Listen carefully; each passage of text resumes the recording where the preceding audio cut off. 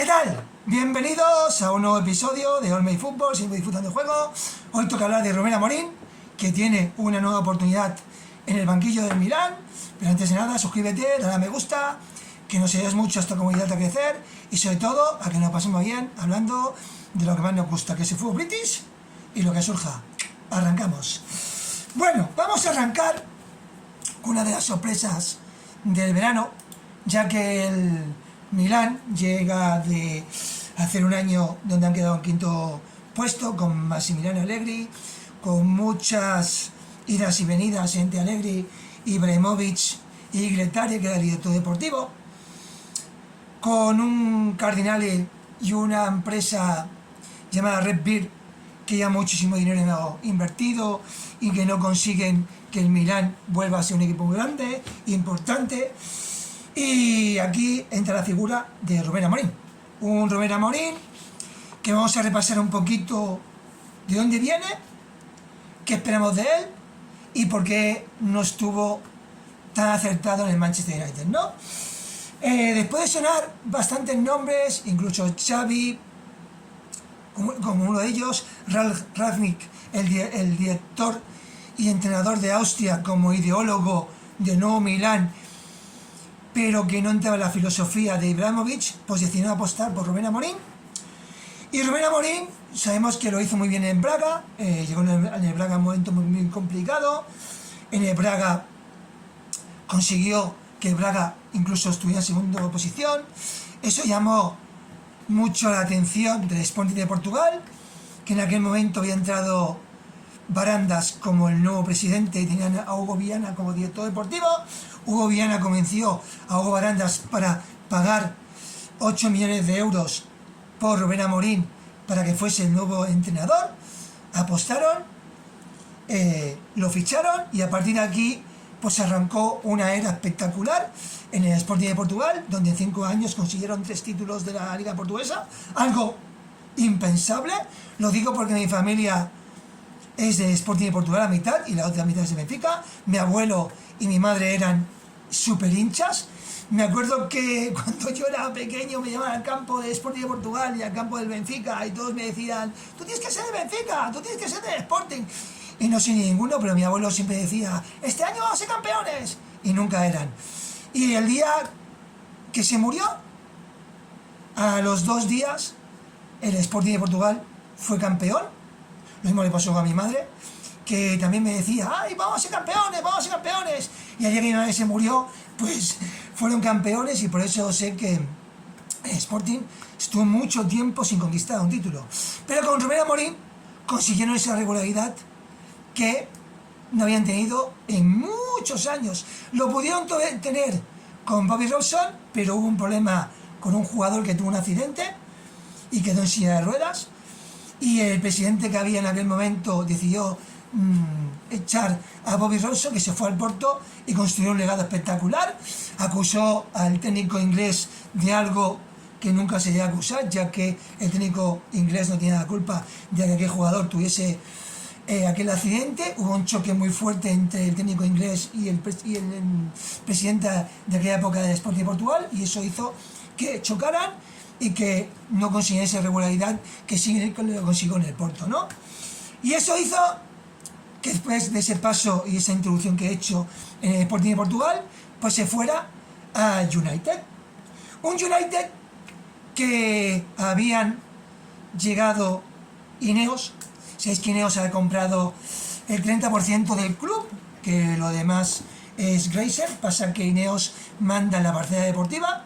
Ineos, que hizo una dirección deportiva de lujo, con Omar Berrada como COO, quitándoselo al Manchester City. Un Omar Berrada que hacía la función de ese enlace entre Chiqui Beristain y Pep Guardiola a la hora de cerrar fichajes. Era como el COO y una persona intermedia entre Ferran Soriano y el director deportivo Chiqui Beristain, una persona muy importante en el mundo Manchester City, pero se fue al Manchester United con mando y plaza. También llegó Jason Wilcox, el secretario técnico de Southampton, y también llegó Dean Armstrong, donde tuvieron que esperar un poquito más, pagándole un dinero a Newcastle y haciendo que montando una dirección deportiva espectacular. De Aslo no aguantó mucho para la llegada de Rubén Amorim. Rubén Amorim llegó al Manchester United primero por dos cosas. Primero porque el United necesitaba una revolución, necesitaba dar un paso hacia adelante, y luego también porque se especulaba mucho ya en aquel momento que Hugo Viana iba a ser o ya era el nuevo director deportivo del Manchester City y que Rubén Amorim podía ser uno de los hombres con más protagonismo o más números para poder ser el nuevo entrenador del Manchester City, para hacer ese binomio que tenían con el director deportivo portugués, como hicieron en Sporting Portugal, y por eso se precipitaron y lo ficharon rápidamente. Algo que no funcionó, primero porque no se lo dieron en los meses adecuados, no se fichó en el momento adecuado, se pagó muchísimo dinero, me recordó muchísimo, y lo dije, me recordó muchísimo a cuando el Chelsea fichó a Graham Potter, y creo que todo se precipitó, todo fue muy precipitado también porque tenían que tapar el hueco del Ten Hag, a pesar que Ruben Nistelrooy lo estaba haciendo muy bien, ya que ganó 5 partidos. Yo me hubiese quedado con Ruben Nistelrooy, y esto hizo que hubiese presión con el técnico portugués, que en ningún momento encajó en la filosofía del Manchester United, a pesar de que le dieron poder, de que Ineos, Sir Jim Ratcliffe, le dio todo el poder, le dio mucho cariño. Se ficharon jugadores como Mateus Cunha, como Mbeumo, como Sesco, como el portero Lemens, pero hizo cosas muy raras, como poner a Bruno Fernández de pivote, de no jugar con Kobe Maino, de siempre jugar con el mismo sistema, el 3-4-2-1, y cuando lo quiso abandonar no fue por convicción. También creo que no se dieron las circunstancias adecuadas para montar el equipo ni la estructura necesaria. Él quiso a Goicoechea y no se lo ficharon, ya que se fue al Arsenal.